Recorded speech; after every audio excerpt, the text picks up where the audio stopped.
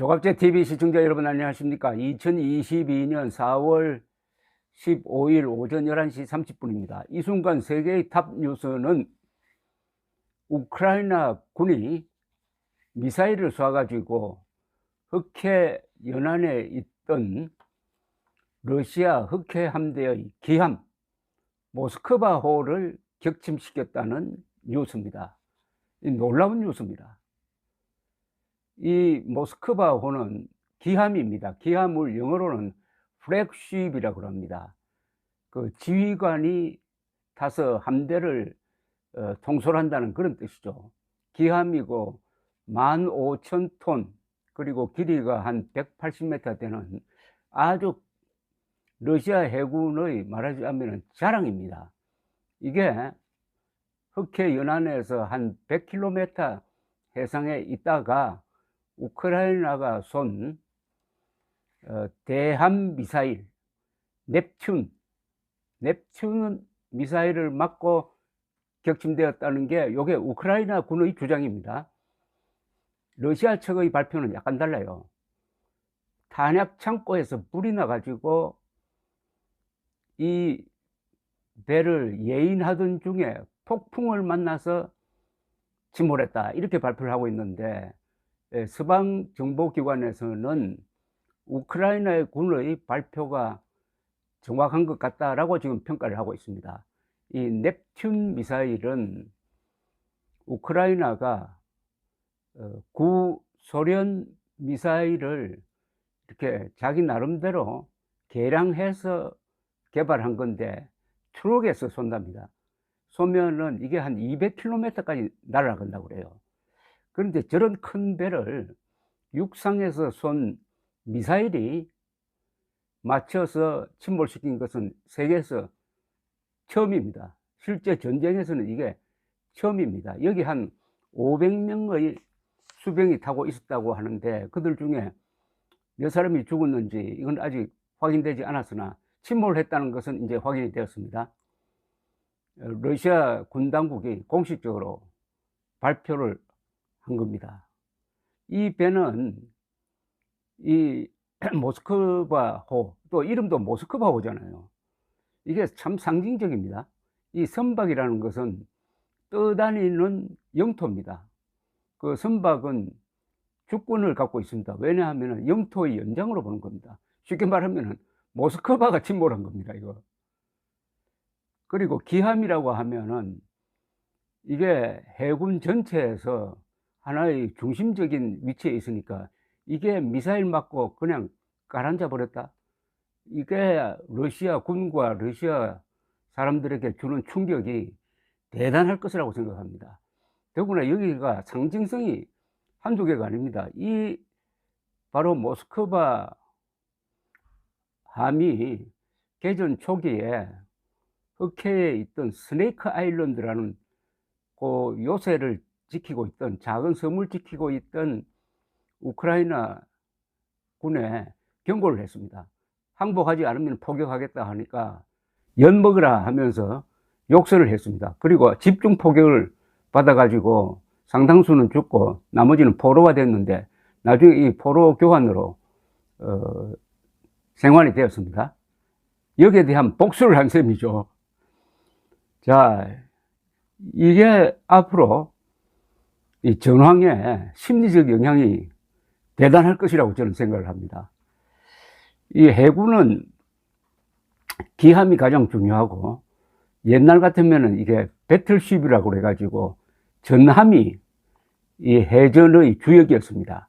그러다가 2차 세계대전 때부터는 항공모함이 주력인데, 이번에 이 배는 순양함급에 속하는데 미국 항공모함을 공격하기 위해서 건조된 것이라고 합니다. 이렇게 제 기억으로는 2차 세계대전 이후에 15,000톤이나 되는 이런 큰 배가 전투에서 격침된 게 처음인 것 같습니다. 이런 큰 기함의 격침은 세계 역사에 남습니다.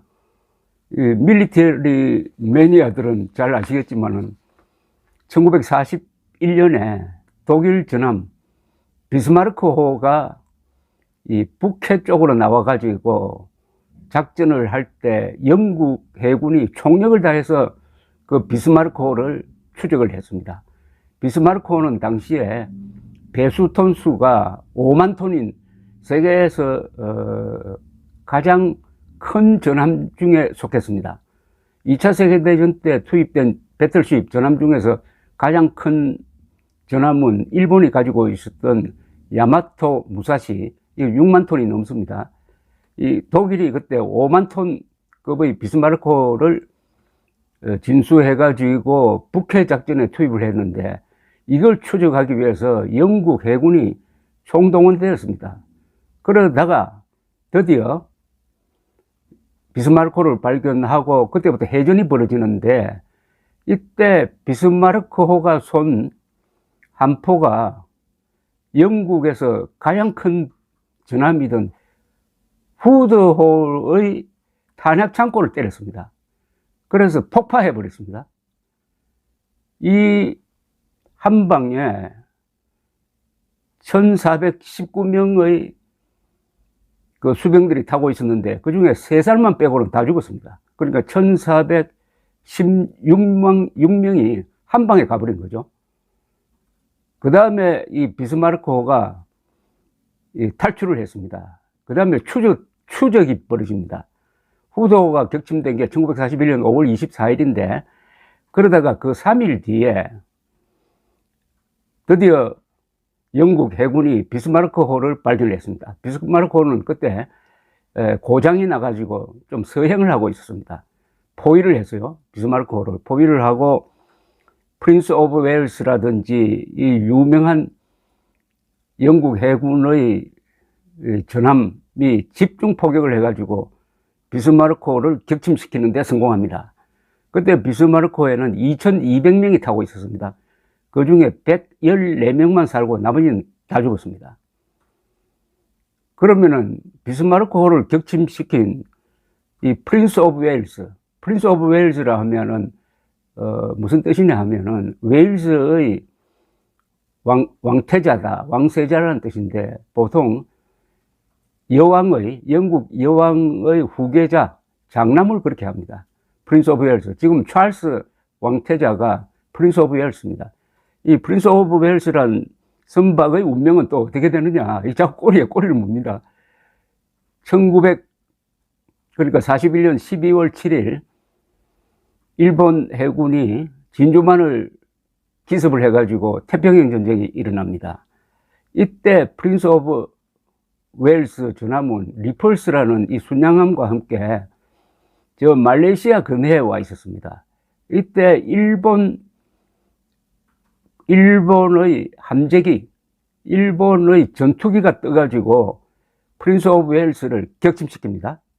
이 유명한 배, 프린스 오브 웨일스는 35,000톤급의 전함이었습니다. 그래서 리펄스호란 배하고 깔아앉아 버렸습니다. 그게 1941년 12월 10일 진주만 기습 3일 뒤입니다. 처칠의 회고록을 보면은, 처칠은 1차 세계대전 때 해군 장관을 한 사람입니다. 그래서 이 해군에 대해서 잘 아는 사람입니다. 당시에 전시수상으로서 프린스 오브 웨일스가 격침되었다는 소식을 들었을 때 그 전쟁 중에서 가장 큰 충격을 받았다는 겁니다. 그 충격은 그것 아니겠습니까? 이 이름이 프린스 오브 웨일스 아닙니까? 이거 영국 왕태자가 그냥 침몰한 거하고 마찬가지니까 그런 상징성을 아주 중대하게 여긴다는 건데, 이 모스크바호가 침몰한 게 결국 푸틴의 최후를 예고하는 그가 된지 모르겠습니다. 지금 미국과 유럽은 금년간에 러시아군이 우크라이나의 동부 지역, 돈바스 지역에서 대공세를 펼칠 것에 대비해가지고 신속하게 지금 우크라이나 군을 돕는, 즉 무기를 지원하는 그런 작전에 들어갔습니다. 이거 시간과의 싸움입니다. 미국은 그동안에 한 30억 달러어치의 무기를 올해 들어와서만 제공을 했습니다. 이번에는 긴급하게 또 플러스 8억 달러를 더 준답니다. EU까지 합치면 13억 달러어치의 무기를 공급을 하는데, 이번에 이 무기는 상당히 중무장입니다. 공격용 헬리콥터, 그 다음에 장갑차, 드론, 대포까지 지금 지원합니다. 이게 빨리 이제 동부전선으로 들어가야 합니다. 왜냐, 이번에 동부전선에서 펼쳐질 이 전투는 키이우 공방전하고는 차원이 다릅니다. 2차 세계대전의 주전장이었던 독소 전장, 인류 역사상 최대 규모의 전투였습니다. 거기서 상방이 죽은 이 병사만 해도 한 1000만 명 될 겁니다. 그게 바로 우크라이나에서 주로 벌어졌던 전투의 재판이 이제 벌어질 것이라, 이렇게 지금 보고 있습니다. 시간과의 싸움인데, 그 서막을 모스크바호를 격침시키는 걸로 시작이 되었으니까 앞으로 우크라이나 군의 사기는 일단 충천할 것으로 봅니다. 그러나 러시아는 유리한 게 보고선이 짧고 러시아 국경지대에서 가까우니까, 그리고 장비가 우세하고 특히 공군력을 사용하기가 쉽다는 거죠.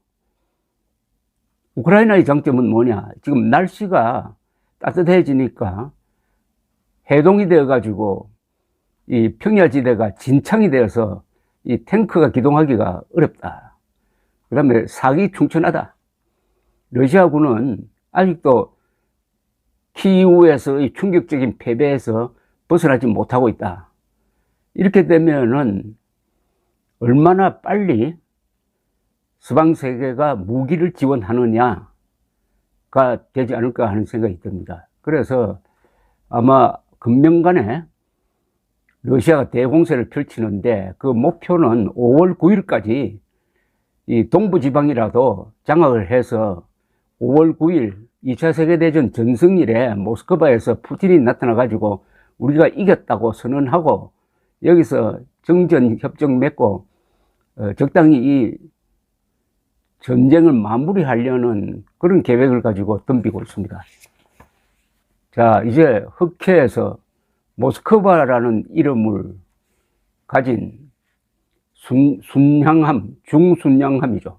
순양함 15,000톤짜리 함정이 미사일을 맞고 격침되었다. 이게 이 전쟁의 서막이라면 우크라이나 군이 유리하다는 생각이 듭니다. 감사합니다.